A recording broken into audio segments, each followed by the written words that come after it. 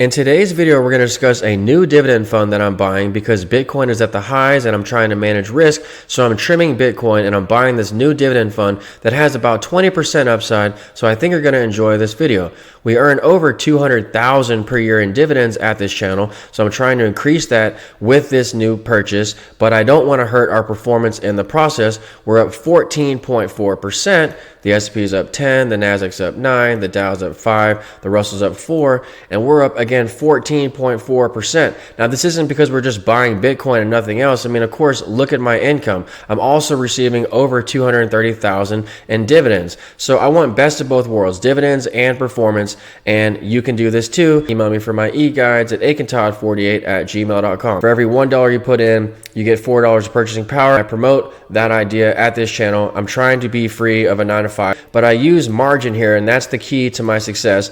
Now, people say, why do you use margin? Again, all of the greats use debt. How did Elon Musk buy Twitter? He bought it with this margin debt, and my dividends of 230,000 will pay back that debt in around 1 year. When that debt is paid back, my account value will grow by the equivalent amount, unlike with credit cards. When you pay back a credit card, it's just at zero balance. But with my system in this brokerage account, my debt will be paid back in around 1 year, and my net account value will grow by this equivalent amount of dividends. So we should be at around 800,000 by the end of the year, which I know sounds insane, but if our dividends are 230,000, with all things being equal, we should reach that number, and this is without days gains. Yes, we're up 5,000 on Friday, which, as you can see above, beats the indexes. 0.61 we're up, and the Nasdaq was down 0.12, the S&P was up 0.11, the Dow was up 0.12. So we're beating all of the indexes, and that's because of Cornerstone, of course, Cornerstone and Bitcoin. And people think, oh gosh, here comes Todd bringing up Cornerstone again, but everything leads to Cornerstone. For example, how am I going to pay back my debt if I drip Cornerstone? Because everyone knows that Cornerstone is a 4-star fund that has a 21% dividend, but it takes the dividend and it drips it down at the NAV. So if I'm dripping Cornerstone for its special profits every month, because no other fund does this like Cornerstone, if I'm going to play Cornerstone, how am I going to actually pay down my margin debt? So this is why I have to mention Cornerstone because, well, let's just say we're talking about this other fund that I'm buying or Bitcoin. Well, I have to anchor it to something, so I anchor it to Cornerstone.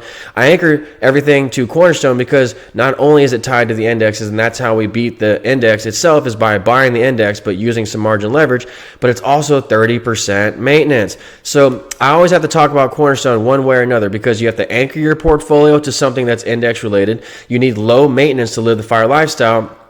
And also, how am I going to pay back my debt? Well, my drips in Cornerstone, that makes it to where I cannot pay back my debt. I understand. That's why you have to learn how to play Cornerstone for the rights offering, okay? That's how I lower my debt at the end of the year. Cornerstone has rights offerings, and that's what my Volume 4 e-guide's all about. And also, again, it's 30% maintenance. That's in my Volume 3 e-guide. So I just get constant questions about Cornerstone and how do I actually pay down my margin debt if I'm dripping Cornerstone for its special drip.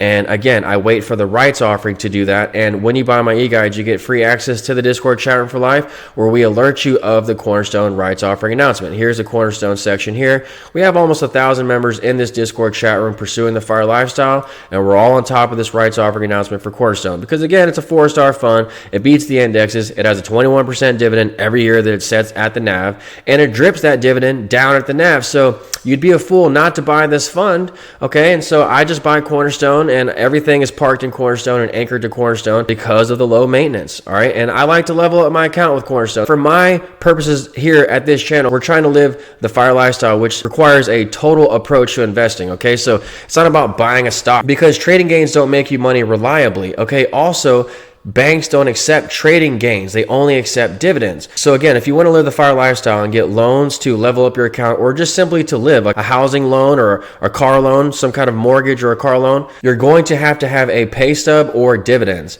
And so dividends act as my 9-to-5, and that's how I qualify to banks for loans. So Cornerstone is that way for me because it sets its dividend every year okay, and it doesn't change the dividend. Unlike with Yieldmax and Defiance, those dividends fluctuate.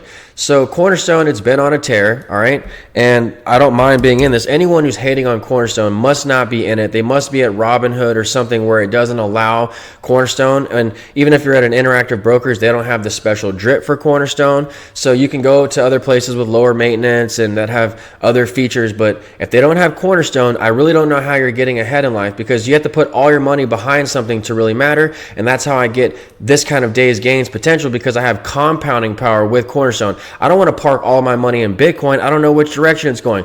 Plus, Bitcoin is 100% maintenance. So I've been trimming Bitcoin to get this equity freed up, okay? Because if you look at the maintenance of Cornerstone, it's 30%. But if you look at the maintenance of Bitcoin, GBTC, for example, it is 100%.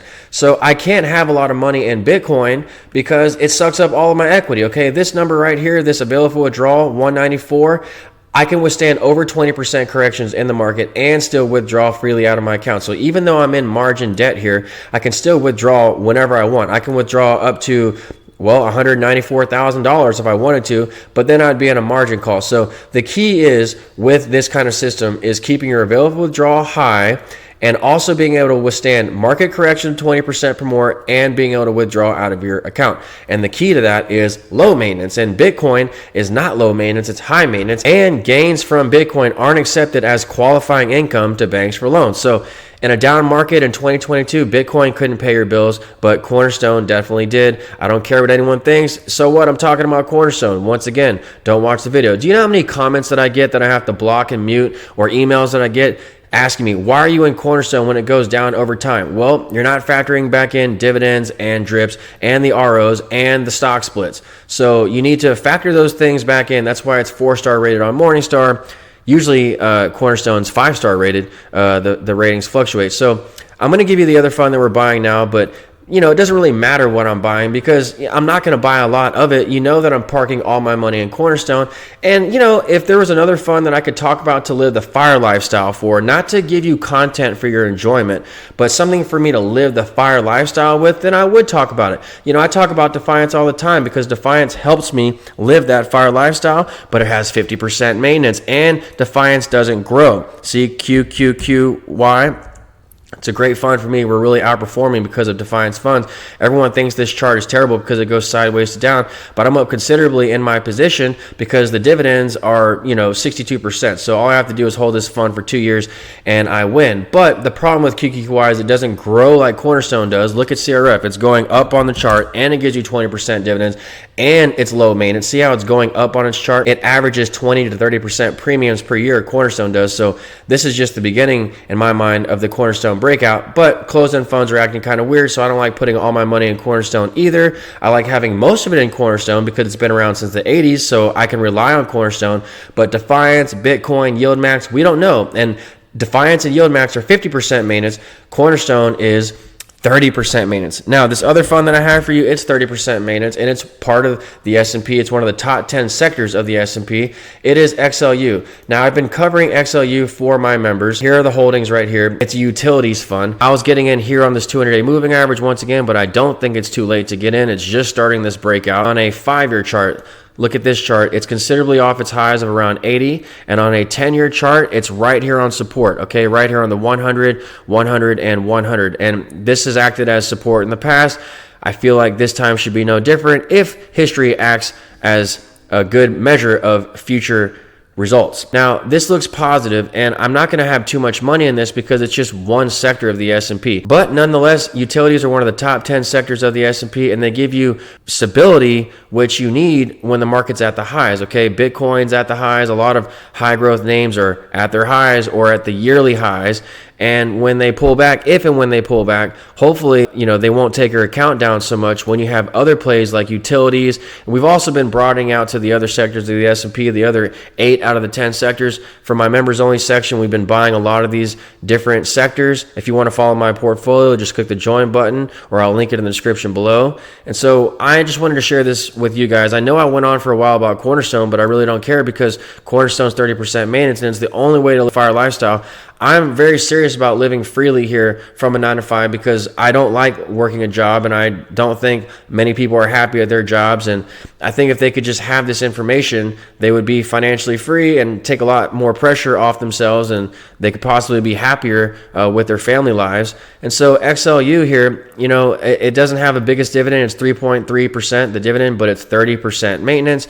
So if I have 10K in this fund, it doesn't really suck up too much of my equity. So that's how I'm continuing to live the FIRE lifestyle. Okay, I'm keeping all my money in Cornerstone, but I also have Defiance and Yieldmax, and then I'm buying these other sectors, these other growth funds for dividends and more performance. And hopefully when the market falls, if and when the market falls, I don't get hurt so bad hiding out in these other sectors that are still pretty cheap. So even if the whole market falls and all the sectors fall with it, because a rising tide raises all ships, and also a falling tide lowers all ships, well, hopefully we won't get hurt as bad when we're hiding in these names that are much cheaper than these other sectors like technology and these in asset classes like Bitcoin. Hopefully the lower valuation in these names will give us some cushion to the downside.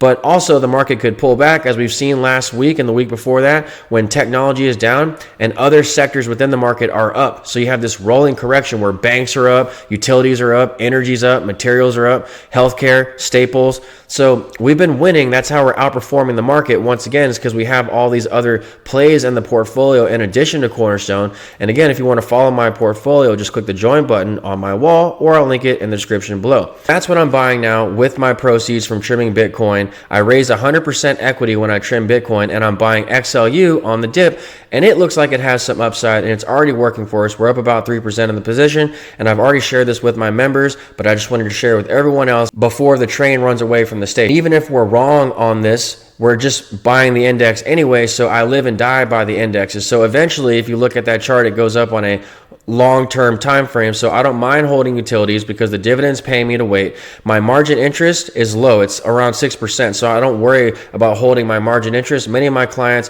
who bought my e-guides also negotiated their rates down. My rates are around 6%, and you can do this too. Anyone can call and ask. I have a script that I use personally. So if you need help negotiating your rates down, just call me anytime. Also, if you have any other questions about your portfolio, call me anytime.